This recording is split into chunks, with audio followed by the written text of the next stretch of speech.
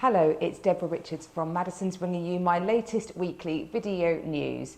Well, of course, you keep hearing me talk about the booming market conditions that we're seeing, a much more positive spring market.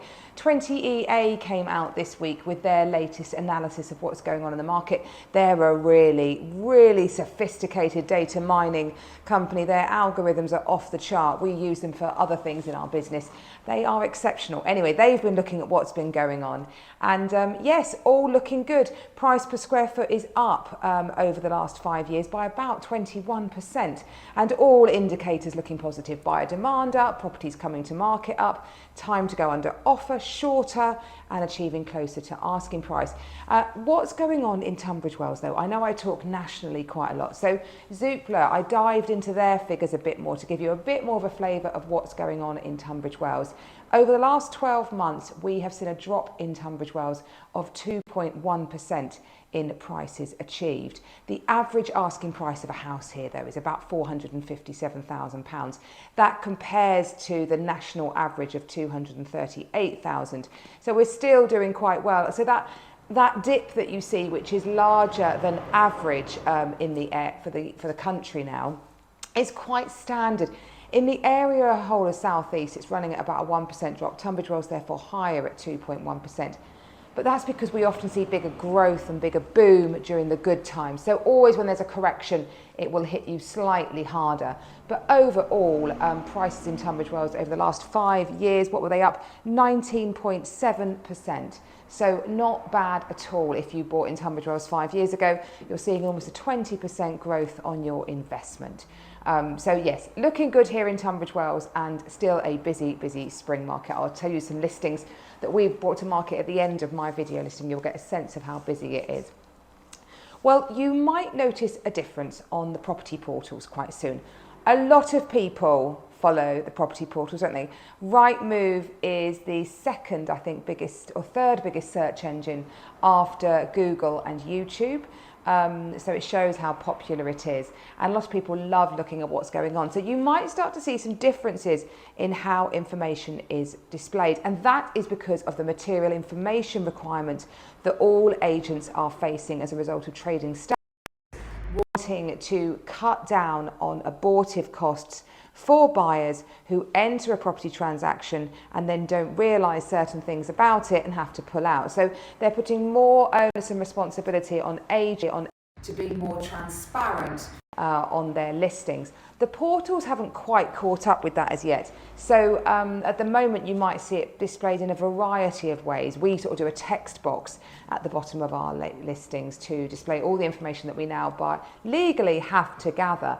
So Part A was introduced in September 2022, and that was to do with all the costs of a property. So that when a buyer is buying a property, they understand all those costs that are involved in owning it. So a service charge, lease restrictions, council tax band, anticipated utilities, is there gas, electric to the property main, so they can roughly start to work it out. They don't ask the current seller to put down exactly what they are going to be paying, because of course everyone has different needs, different temperatures that they run a property at. But Part A was look at those costs. Part B, that was introduced in November 2023 along with Part C, and that applies to the building itself and things that they feel a buyer needs to know about that building, its construction, any sort of things that will particularly affect that particular building. Part C you don't need all the time.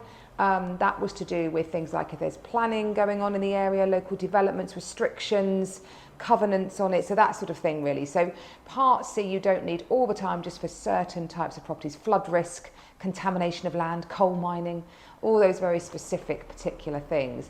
Rightmove are catching up. You will see it displayed as standard quite soon, but if you're starting to see it come onto listings, that's why. It's a good thing, I think. I think agents should embrace it, absolutely.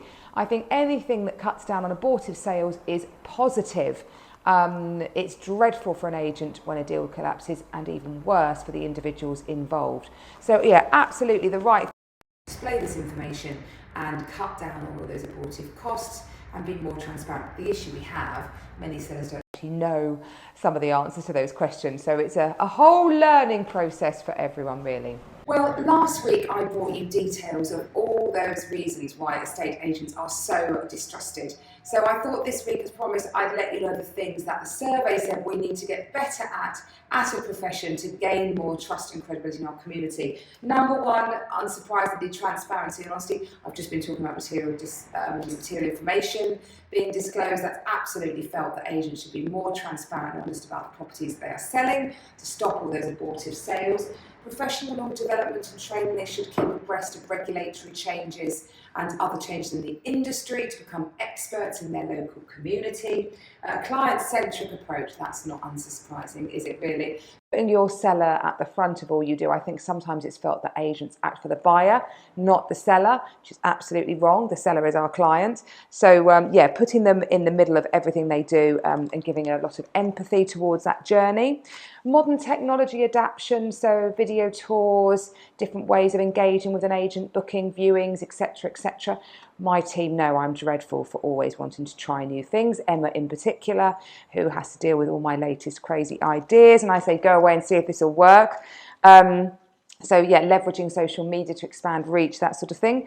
Community involvement and reputation building, yeah, absolutely important to be central to your community. I'm really proud that we sponsor Langton Green Girls Divas. We're doing Langton Green primary school boards shortly. I sponsor the Trinity. So much. Anyone knows I'm a bit of a sucker for a good cause. And ethical practices and accountability. So the highest ethical standards and being are absolutely non-negotiable. So probably none of any great surprise there, but that's what us agents need to get better at to make sure you trust us, which is ultimately what we want.